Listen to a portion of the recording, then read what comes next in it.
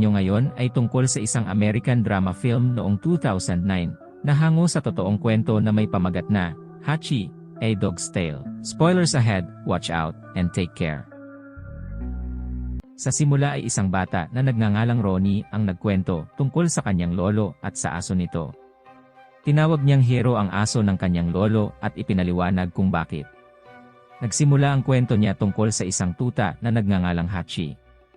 Mula Japan ay ipinadala ang tuta papunta sa United States, ngunit habang nagbibiyahe, ay napunit ang papel kung saan nakasulat ang address ng destinasyon ng tuta at hindi rin namalayan ng courier na nahulog ang hawla nito. Ilang sandali lang ay pinagtagpo ang landas nila ni Parker, na isang music teacher. Naisip ni Parker na nawala ang tuta, kaya sinubukan niya itong iwan sa clerk dahil baka balikan ito ng may-ari, ngunit tinanggihan siya nito kaya napilitan si Parker na isama ang tuta sa kanyang bahay. Itinago niya ang tuta sa music room dahil ayaw ng asawa niya ng alagang hayop sa kanilang bahay, ngunit maya-maya lang ay lumabas sa music room ang tuta at pumasok sa kwarto nila at dinilaan ang paa ni Kate. Nagulat si Kate sa presensya ng tuta sa kanilang bahay. Kaya ipinaliwanag ni Parker ang nangyari, at sinabi na ibabalik niya kinabukasan ang tuta kung saan niya ito natagpuan. Dahil dito ay pinayagan ni Kate na manatili muna ang tuta sa kanilang bodega. Kinaumagahan, tuwang-tuwa ang anak nilang si Andy sa tuta, kaya hiniling niya sa kanyang mga magulang na alagaan ito, ngunit hindi sumang-ayon si Kate sa kanya, at sinabi na pansamantala lamang ito, ibabalik kaagad kapag nahanap na nila ang may-ari ng tuta. Sa sumunod na araw ay dinala ni Parker ang tuta sa isang shelter, ngunit tinanggihan siya nito dahil wala ng sapat na espasyo ang shelter. Pagkatapos ay dinala niya ang tuta pabalik sa istasyon, at nagbabaka sakali na may maghanap ng tuta, ngunit bigo siya. Dahil hindi pinapayagan ang mga alagang hayop sa tren, ay itinago ni Parker ang tuta sa kanyang bag at dinala ito sa kanyang trabaho, kung saan ipinakilala niya ito sa kanyang mga estudyante. Pagkatapos ay dinala at ipinakilala niya ang tuta sa kanyang kaibigang hapon na si Ken, at sinabi sa kanya na ang pangalan ng tuta ay Hachi, at nagmula ito sa isang napaka-espesyal na lahi ng mga aso na tinatawag na Akita. Pagkatapos ay tinanong ni Parker kung gusto ni Ken na alagaan si Hachi, ngunit tinanggihan siya nito. Dahil walang gustong mag-alaga kay Hachi, ay napilitan si Parker na dalhin ito pabalik ng kanilang bahay. Ngunit habang nag-uusap sila ni Kate ay pinupunit na pala ni Hachi ang mga papel na gawa ni Kate, kaya agad na dinala ni Parker si Hachi sa bodega. Kinagabihan ay binalikan siya ni Parker at ipinasok sa bahay, dahil masama ang panahon at nanood sila ng TV habang kumakain ng popcorn. Kinabukasan ay tinuruan ni Parker si Hachi na maglaro ng bola habang masaya silang pinapanood ni Kate at Andy. Nakatanggap ng tawag si Kate mula sa taong gustong mag-adopt sa aso, ngunit tinanggihan niya ito dahil malulungkot si Parker kapag nawala si Hachi. Ilang taon ang nakalipas ay malaki na si Hachi, at sinundan niya si Parker sa istasyon ng tren. Nakita ni Parker si Hachi, kaya bumaba siya para ihatid ang aso at iniwan ito sa kanyang asawa. Sa hapon ay tumakas si Hachi at tumalon sa bakod upang sunduin si Parker. Kaya nagulat si Parker paglabas niya sa istasyon dahil sinalubong siya nito. Sa sumunod na araw ay bumisita si Andy kasama ang boyfriend na si Michael, at nag-usap sila ni Parker. Nakipaglaro din siya ng bola kay Hachi, ngunit sinabihan siya ni Parker na hindi gusto ni Hachi ang maglaro ng bola. Ikuninto rin ito ni Parker kay Ken, kaya sinabi ni Ken sa kanya na iba ang lahi ng mga asong Akita. Sa sumunod na araw ay pinayagan ni Parker na samahan siya ni Hachi sa istasyon ng tren, at sa hapon ay maghihintay ito sa kanya. Sa paglipas ng panahon ay nakasanayan na ito ng dalawa, at palagi silang naglalaro sa daan sa tuwing papasok at pag-uwi ni Parker sa trabaho. Dahil naging parte na ng pamilya, ay hindi pwedeng hindi kasali si Hachi sa wedding photographs sa kasal ni Andy. Isang araw ay nagulat si Parker dahil hindi siya sinundo ni Hachi, kaya pinuntahan niya si Kate sa kanyang trabaho para tanungin kung nasaan si Hachi, ngunit hindi rin alam ni Kate. Agad na umuwi si Parker at naabutan si Hachi sa bodega na hindi makalabas dahil may skunk sa harapan niya. Tinabunan kaagad ito ni Parker ng karton para makalabas si Hachi, ngunit natumba siya kaya naihiyan siya ng skunk. Pag-uwi ni Kate ay naabutan niya si Parker at Hachi na sabay na naligo para matanggal ang mabahong ihi ng skunk. Ilang araw ang nakalipas ay umuwi si Andy upang ibalita na buntis siya.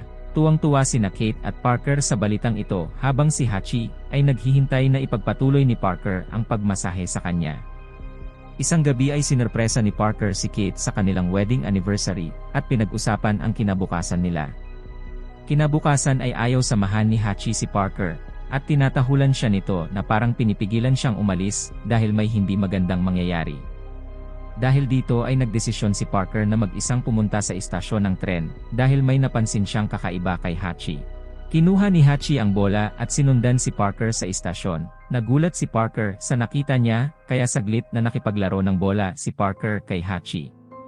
Sinabi ni Parker kay Carl at Jasjit na sa kauna-unahang pagkakataon ay nakipaglaro si Hachi ng bola sa kanya. Bago umalis si Parker, ay niyakap niya si Hachi habang si Hachi naman ay tinitignan ang pag-alis ng tren. Habang nagtuturo si Parker sa kanyang mga estudyante, ay hindi maganda ang pakiramdam niya kaya umupo siya saglit ngunit pagtayo niya ay natumba siya at binawian ng buhay dahil sa heart attack. Habang si Hachi naman ay tapat na naghintay sa kanya hanggang gabi kaya sinundo siya ni Michael. Kinabukasan ay ipinaliwanag ni Andy kay Hachi na siya na ang mag-aalaga sa kanya dahil wala na si Parker at hindi na ito babalik kailanman. Habang nagtitipon ang pamilya at mga kamag-anak ni Parker sa kanyang libing ay pumunta si Hachi sa istasyon para maghintay kaya nilapitan siya ni Carl at sinabihan na umuwi na dahil hindi na babalik si Parker. Pagkatapos ng isang buwan ay ibinenta ni Kate ang bahay at nag-impake ng kanyang mga gamit habang si Hachi naman ay isinama sa bahay nina Andy at Michael. Isang araw, tumakas si Hachi sa bahay ni Andy at sinundan ang relis ng tren hanggang sa makarating siya sa istasyon ng tren. Sa gabi ay natutulog si Hachi sa abandonadong tren at pagsapit ng umaga ay babalik ulit sa kanyang pwesto para maghintay. Ang vendor naman na si Jasjit ay palaging binibigyan ng pagkain si Hachi. Hindi nagtagal ay sinundo nina Andy at Michael si Hachi sa istasyon at iniuwi ang aso sa bahay. Napagtanto ni Andy kung gaano kamahal ni Hachi ang kanyang ama, kaya kahit na gusto niya itong alagaan ay pinabayaan niya ito na bumalik sa istasyon ng tren. Binuksan ni Andy ang gate ng bahay niya at hinayaan si Hachi. Bago umalis ang aso ay dinilaan niya ang kamay ni Andy na nagpapahiwatig na nagpapasalamat ito sa kanya. Araw-araw ay hinihintay ni Hachi ang pagbabalik ni Parker, at tuwing gabi ay natutulog siya sa abandonadong tren, at pagsapit ng umaga ay babalik ulit siya sa istasyon para maghintay habang binibigyan siya ng pagkain ng mga tao sa paligid dahil napamahal na sila kay Hachi. Isang taon ang nakalipas, isang reporter ang lumapit kay Carl na nagnanais na isulat ang kwento tungkol kay Hachi sa newspaper, at magmula nga noong naipublish sa newspaper ang kwento ni Hachi sa syudad, ay maraming tao ang nagpadala ng tulong para sa kanya. Isang araw, pinuntahan ni Ken si Hachi upang kumustahin dahil nabasa niya ang kwento nito at sinabi rin niya kay Jasjit na kaibigan niya si Parker at nagpapasalamat siya sa mga taong nag-aalaga kay Hachi. Lumapit si Ken kay Hachi at sinabi na namimiss din niya ang kanyang best friend na si Parker. Lumipas ang panahon at oras at tapat pa rin na hinihintay ni Hachi si Parker na bumalik sa istasyon. Makalipas ang 9 na taon ay binisita ni Kate ang lugar at ang kanilang lumang bahay. Pagkatapos ay binisita niya ang puntod ni Parker at nagkataon rin na nandoon din si Ken. Habang si Hachi naman ay iba na ang itsura dahil sa edad niya at nanghihina na rin ito, ngunit pumupunta pa rin siya palagi sa istasyon ng tren at umaasa sa pagbabalik ni Parker. Pagbalik ni Kate sa istasyon ay hindi siya makapaniwala sa nakita dahil tapat pa rin na naghihintay si Hachi. Habang umiiyak ay niyakap ng mahigpit ni Kate si Hachi at sinamahan niya ito doon ng ilang oras bago umalis. Sa gabi, habang bumisita si Kate sa bahay ni Andy, ay ikweninto niya kay Ronnie ang tungkol sa pagiging tapat at malapit ni Hachi at Parker sa isa't isa. Habang si Hachi naman ay ipinikit niya ang kanyang mga mata at inalala ang mga pinagsamahan nila ni Parker, hanggang sa pumanaw na rin si Hachi. Sinabi rin ni Ronnie sa kanyang mga kaklase na nararamdaman niya ang koneksyon ng lolo niya at ni Hachi. Ngayon ay tungkol sa isang American drama film noong 2009 na hango sa totoong kwento na may pamagat na Hachi, A Dog's Tale. Spoilers ahead, watch out, and take care.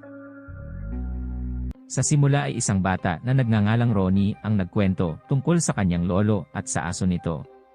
Tinawag niyang Hero ang aso ng kanyang lolo at ipinaliwanag